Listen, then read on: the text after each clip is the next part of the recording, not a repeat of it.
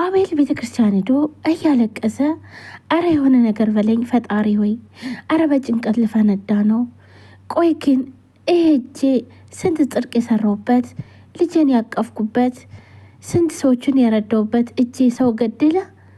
አረ ፈጣሪ ሆይ ምን አደረጉ እያለ ቤተ ክርስቲያን ሆኖ በጣም እያለቀሰ እባክን ፈጣሪ ወይ መልስን ስጠኝ እያለ ያለቅሳታል። እጄን ጭምር ያቀፍኩበት እጄ በደም ተጨማለቀ፣ ነፍስ አጠፋ፣ ክብሬ ጠፋ፣ ሞገሴን ተነጠቅኩኝ፣ ኮሰስኩኝ እያለ አቤል በጣም ተሰምቶትኝ እያለቀሰ ቤተ ክርስቲያን ሆኖ የሆነች ሰው ታየዋለች። እሺ ወንድም ምን ነው ከቅድም እስካሁን እያለቀስክ ነው? በሰላም ነው ትለዋለች። አቤልም እባክህ የኔ ጌታ ይቅር በለኝ ፈጣሪ ሆይ መልስን ስጠኝ እያለ ነበር የሚያለቅሰው። አቤል ነፂን ስለገደላትኝ በጣም ተሰምቶትኝ መተኛትም ሆነ እንዲሁም ከሚስቱ ከሰላም ጋር ምንም አይነት ሰላም የለውም። በጣም ተረብሸዋል።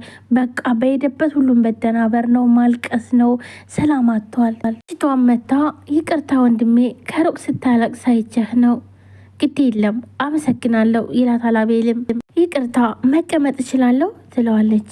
አቤልም አይ አያስፈልግም ይላታል።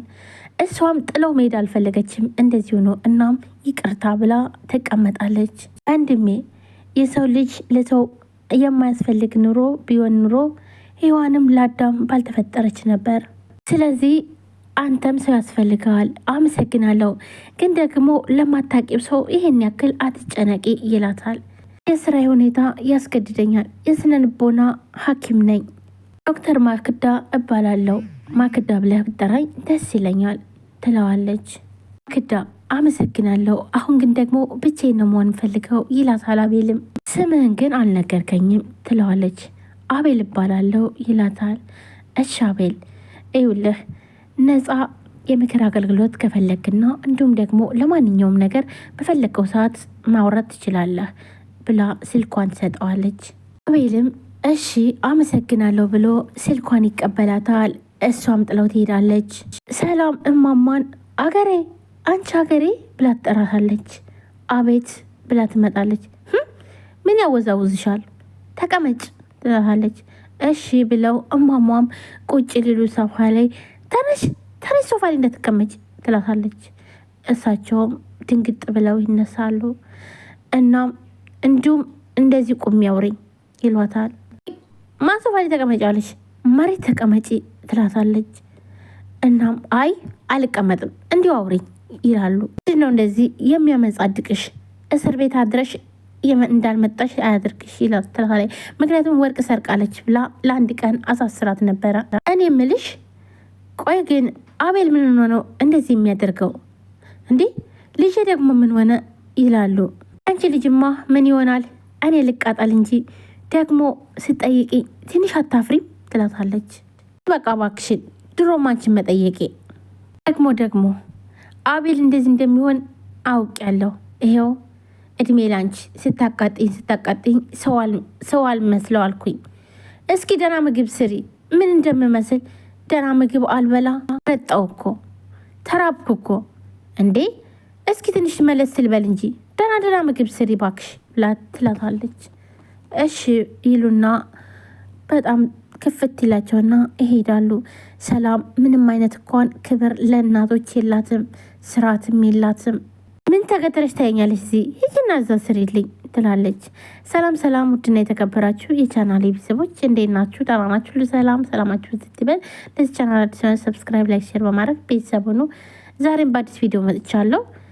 እናቱን የቤት ሰራተኛ ያደረገው ወጣት መጨረሻ አሳዛኝ ድራማ ይዤላችሁ መጥቻለሁ። በጣም የሚያሳዝንና እንዲሁም ደግሞ እናቶች ሲያዝኑ ማየት በጣም ይከብዳል።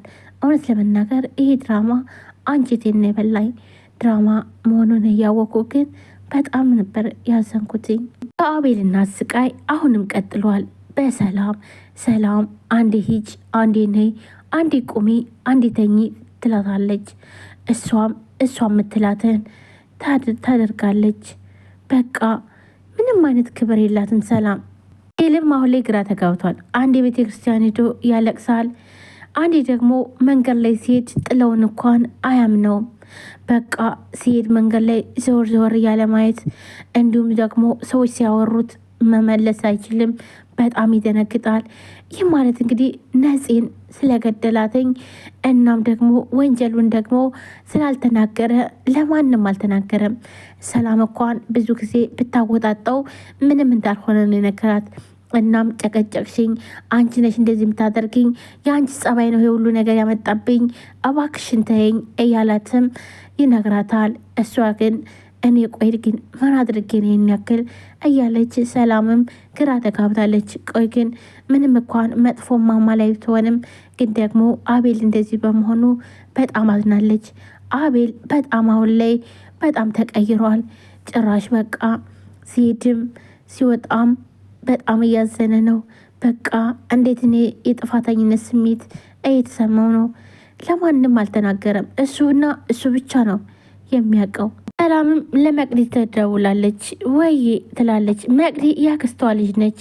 ምን የሰራች ነው መቅዲዬ ትላታለች።